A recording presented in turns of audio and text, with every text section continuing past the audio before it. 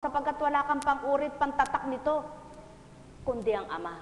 Kaya kailangan sa pagsusuri mo sa kapwa mo, kasama siya sa pang-uri para sa gayon, ang pagsusuri mo'y hindi magkamali.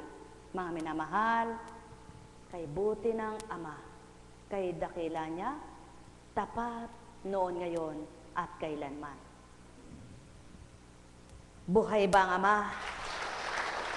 Buhay ba ang Diyos? Magtaas nga po yung banal na tao. Yung hindi nagkakamali ang isip. Wala po ano.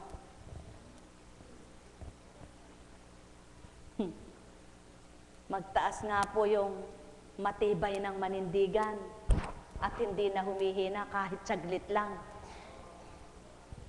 Wala po ano. Ngunit, tandaan ninyo, ang sabi nga, ang kahinaan mo'y kukunin ko, anak ko, para palakasin kitang totoo. Buhay ba ang Ama? Ang panlulumo mo'y ibigay mo sa akin at patatatagin kita't patitibayin. Yan ang pangako ng Ama. Kaya kung lahat lamang ay sa Kanya magtitiwala, dumaratal man ang panlulumot panghihina, mapapalakas niya at mapapatibay sa Kanyang kabanalan, kabutihan at kapangyarihan. Sumainyo ang kapayapaan. Buhay ba ang Diyos? Tapat ba ang Diyos? Totoo ba ang Diyos? Sa tao, napakahalaga ang karangalan sa kapwa-tao. Ngunit, ang Espiritu ng Ama, kapag taglay mo, napakahalaga ang malugod siya sa iyo. Buhay ba ang Ama?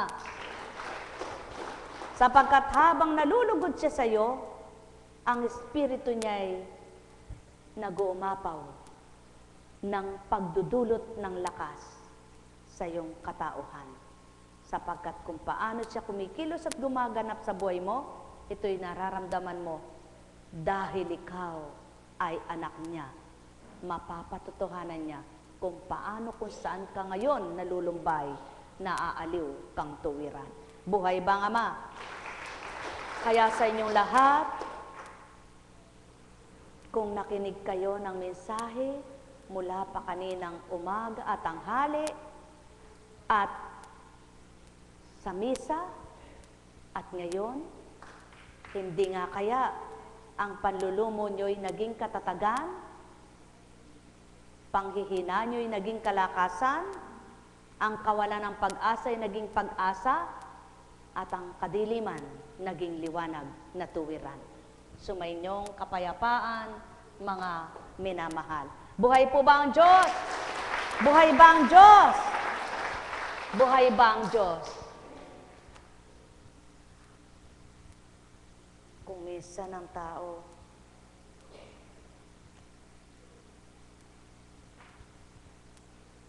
dumaratal ang kahinaan, katulad nito, ang tela na susukat, nagugupitan ng akmang kung ano gagawin mo sa kanya. Halimbawa ay isang bestida. Hindi naman pag gumipit ka sa tela, diretsong bestida na agad, di ba? Party-party yan, di ba? Kung diretsong bestida, ang cutter, ang master cutter, gumugupit siya ng kung anong sukat ng gagawing bestida. Ngunit, yung mga manggas nakahiwalay pa. Gugupit ngayon ng kalapat nung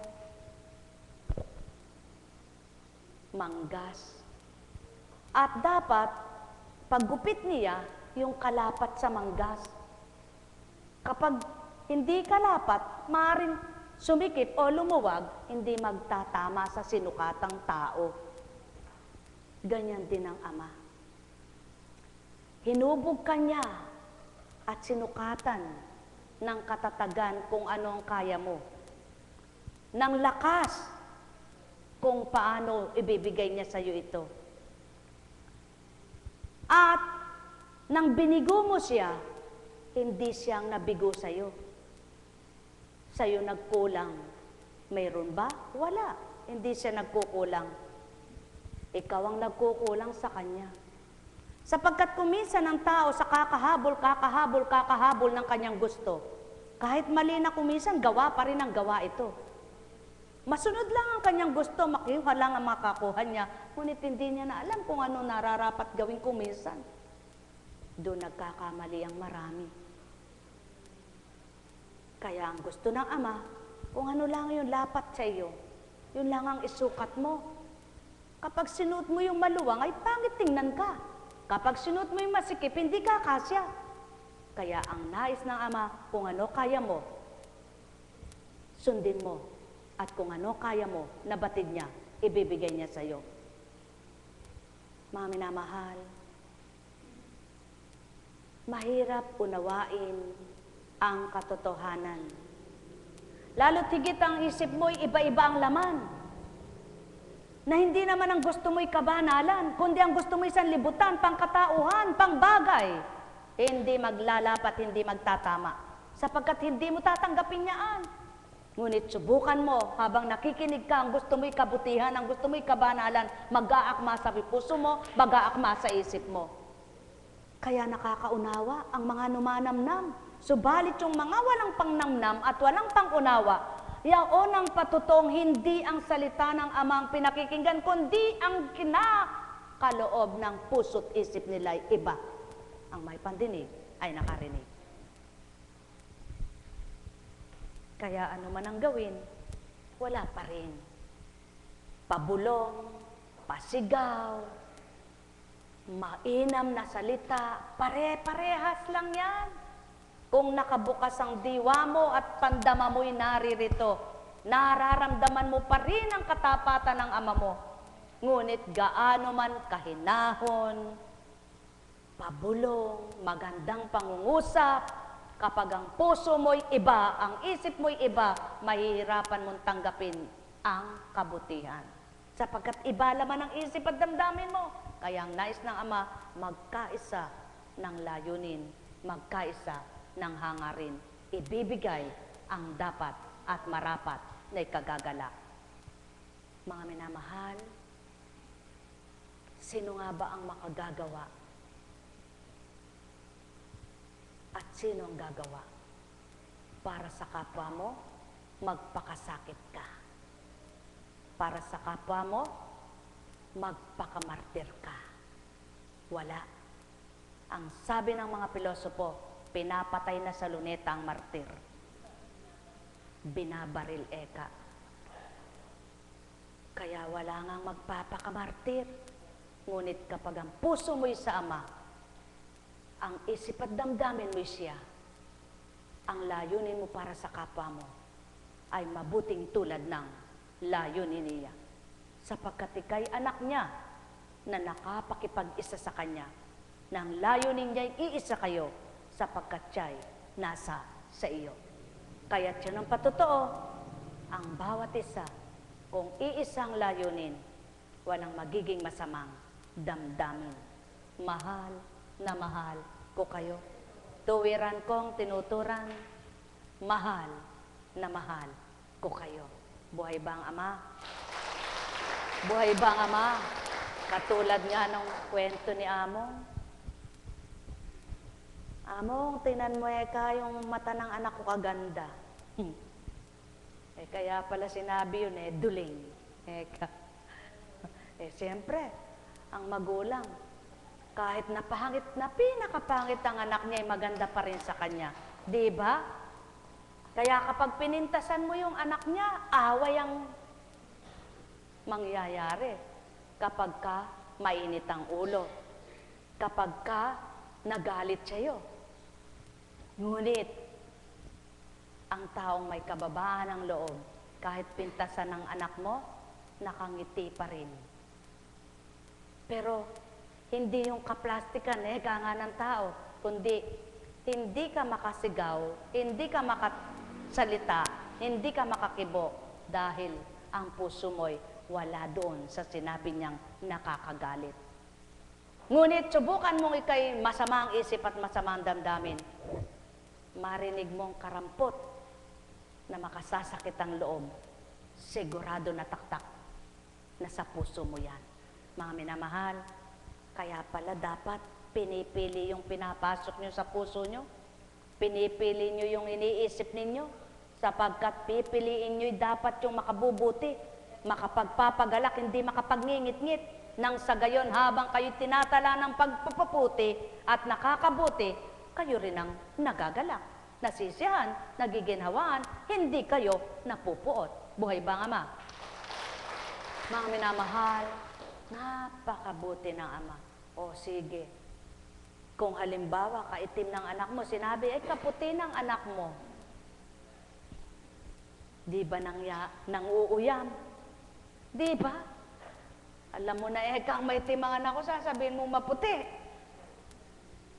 Ngunit ang Ama, lahat ng kanyang nilikha, wala siyang sinasabing kapintasan.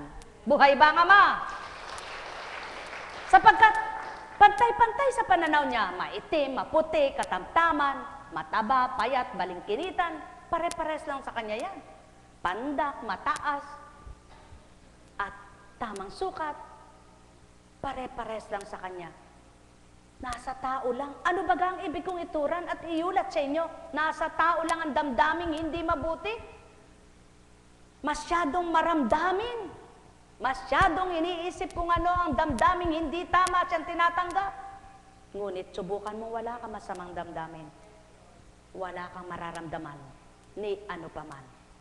Kaya't yan ang pawang katotohanan. Kailangan ng tao ay mabago ang isip, mabago ang kalooban, upang hindi sa tuwi na ay nasasaktan. Pagpalain kayo. Buhay ba ang Ama? Buhay ba ang Ama? O katulad ngayon, sa panahon ngayon, may pera ka lang, puputi ka. May pera ka lang, tatangos ilong mo. May pera ka lang, sexy ka. Kaya walang problema ngayon, basta may pera ka. Ngayon, kung ano naman ang nakamtan mo, pasalamatan mo, huwag mong dibdibin. Dahil hindi sa katawan, hindi sa itsura ng tao ang magandang buhay. Buhay ba ang Ama? Ang magandang kalooban, kundi sa Diyos na nagmumula ang lahat ng kabutihan. Mga minamahal, nawa karagdagang pag-uulat, karagdagang pag-iisip, karagdagang karunungan, naway inyong pagnilayan at bulayin. Ano man at sino ka man, kailangan maligaya ka kung ano ka. Sapagkat kung ano ka at sino ka, anak ka ng Ama. Pagpalain kayo. Buhay ba ang Ama? Ang masama lamang huwag mong gawin ang ayaw mong gawin sa iyo ng kapwa mo. Nang sa gayon, huwag kang mahirap at masaktan. Subalit, kung ginawa na sa iyo ang ayaw mo, tanggapin mo na lang, ibigay mo sa Ama, panaligan mo'y siya. Sapagkat ang lahat ay may hangganan, may katapusan. Pagpalain kayo. Buhay ba ang Ama? Buhay ba ang Ama? Walang hain. Kaya walang hain, walang alay. Kaya walang alay, walang hagis. Ngunit kung tumanggap kayo, may iuuwi na kayo. Buhay ba ang Ama? Sapagkat sa bagay maaring kulangin ka, sa pagmamahal ng Ama'y di ka magkukulang. Sa salita'y maaring magkasala ka, ngunit sa pananampalataya dapat huwag. Patuloy kang mabuhay sa pananampalataya at mabuhay ka sa pananalig upang ang lahat ng hindi buhay sa iyo ay mabuhay ng Ama. Buhay ba ang Ama? Kaya sa inyong lahat, tingnan mo, mayroong kapwa-parehas ang gulang, hindi naman magkasundo, mag-asawa, may matanda at bata, maganda at masaya ang pagsasama. Mayroong pangit, mayroong pogi, pogi, gwapo, nako. Anong maririnig mo kuminsan sa tao? Anong gusto mo mapangasawa? Tall, dark, and handsome. Sabi niya. Pag sinuri mo naman yung pagkatao niya, nakarinig. Ano kataas naman ng pangarap niya para kusino, tall, dark, and handsome, kapangit naman niya. Di ba gayon ang tao? Kataas ka ng pangarap mo, kapangit mo naman. Sabi ka ng malakas na loob. Pero yung hindi malakas ang loob, bubulong-bulong. Eka, kataas ng pangarap eh. Ganyan ang tao, di ba ga? Ngunit, kung wala kang duming isip no, narinig mo yon sa isip mo, abay kalayaan niya yun ang gusto niya, di ba ga? At yan ang nagiging masama sa buhay ng tao. Yung binibigyan bang masama ng pag-iisip, yung dapat ay wala naman. Dapat, ano man ang sinasabi ng kapwa nyo, huwag nyong bibigyang motibong masama, kundi pagandahin nyo ng maging mabuti sa puso nyo. Yaon baga ang ibigitura ng Ama. Pumapangit lang ang pananaw sa kapwa nyo kapag pangit ang pandinig nyo sa mga sinasabi nila.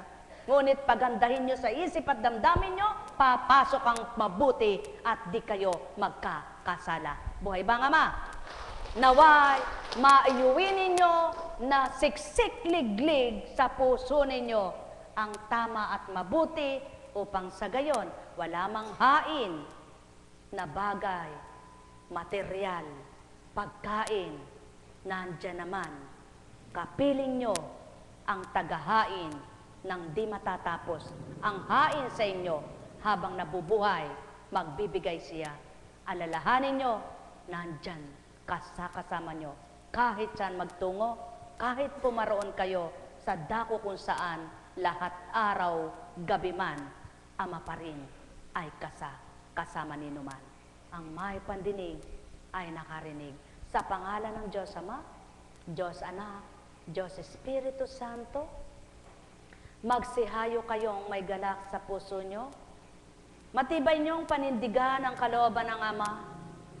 Biniguman kayo ng kapwa nyo. Niloloko man kayo ng kapwa nyo. Ngunit ang Ama'y hindi man loloko at hindi magbibigo sa tapat na anak niya. Kaya't ang bawat inyong pakaisipin, pakapagbulayin, at pagnilay-nilayan yung ganap, yung kanyang mga aral, mga salita niyang magdudulot ng sigla, ng buhay, at kasiyahan. Subukan ninyong Amay, huwag ninyong talikdan, at sa isip niyo't damdamin siyang manahan. Hindi nagkukumahog kayo, kayod ng kayod siya kanilimutan. Ano bagang magaganap? Subukan niyong makiisa sa Kanya. Ibigay niyo ang oras niyo sa Kanya. Huwag kayong nagdudumali, nagmamadali sa bawat araw. Kahod ng kayod, kumahog ng kumahog. Pagda ka maghapon, flat down ang katawan, wala pa rin naman. Subukan ninyong iyalay niyo. Kahit na 30 minutos na pakikipagtipan, 30 minutos na pakikipagniig, buo sa puso nyo, tapat sa isip nyo, totoong totoo, hindi kahit kayo nakaluhod, iniisip nyo yan ang buhay nyo. Iniisip nyo kung ano. Tingnan ninyo, kundi pag-isahin ang marapat at dapat at kayo'y magalak. Huwag niyong ipapasan sa kapwa niyo ang pasanin ninyo, wika nga niya. Kundi, kung pinapasan ng kapwa mo, ang pinapasan mo, tumulong ka. Makiisa kayo. Sapagkat ang Amang nasa bisig kayo, hindi niya kayo bibitawan. Hindi niya kayo iiwan. Sapagkat kaagapan niyo siya at kasama niyo sa pakikipagtipan ng tapat at totoo. Kaya't mahigpit na kapit nyo, isasadyad kayo. Yaw ng pawang katotohanan, bigyan mo ng tuon, bigyan mo ng pansin, pag-ukulan mo ng panahon, kahit sa iglap lamang. Isip mo't damdamin, maging tapat ka kailanman. Bawat maghapon at magdamag, mayroon siyang gagawin. At yan ang pawang katotohanan, mga mahal. Sapagkat, kung aasahan mo'y tao at binigo ka, masasaktan ka. Ngunit asahan mo ang Ama't magtiwalang lubos at tapat ka. At huwag sa salita, kundi sa gawa. Huwag maraming sinasabi, kundi maraming gumawa. upang ang gawin mong matama at marapat ang amang nakasisilay ng lahat. Sa gayon, di ka man nagsalita, ngunit gumawa ka na lugod siya. Sa gayon, hindi mo man sabihin batid niyang nasa isip mo't damdamin, kaya't kung papaano ito'y nakikita niyang kay butit na pakabuti, ikaw kayang nagpapakabuti, pasasamain niya? Ikaw kayang gawa mo'y mabuti, gagantihan ka ng hindi kabutihan? Kaya't ang lahat ng nagpapakabuti, nagtutunang oras at pansin sa kanya. Kaya't ang bawat pansin na para sa kanya, napapansin din lahat yung mabuti mong ginagawa. Mahal na mahal ko kayo, tuwiran kong tinuturan, mahal na mahal ko kayo.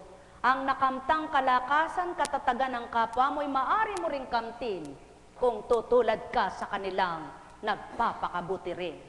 Sumainyong kapayapaan, pagharian kayong tuwiran, malubos ang kasiyahan, kagalakay inyong kamtahan, pagpalain kayo.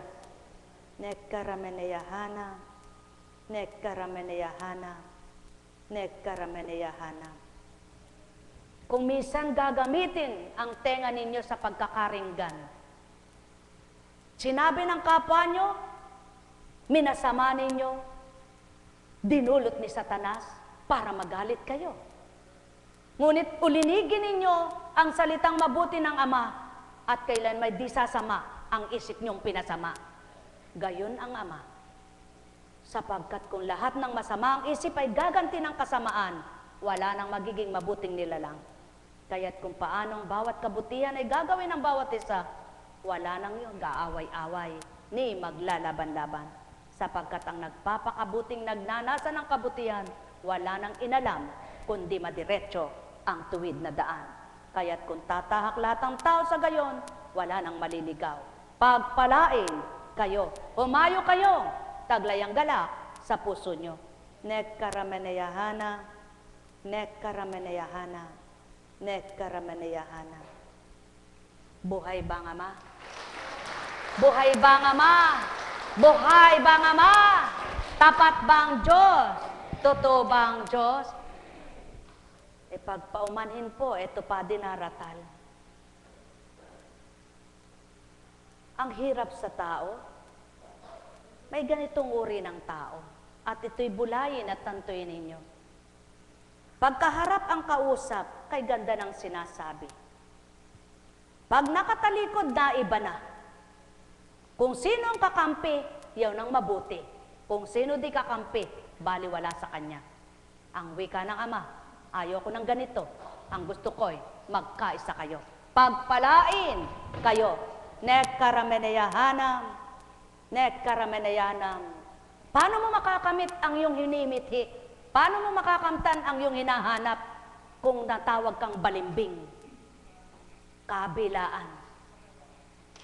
Ibig sabihin, pag-aalinlangan sa puso't isip mo'y naririyan.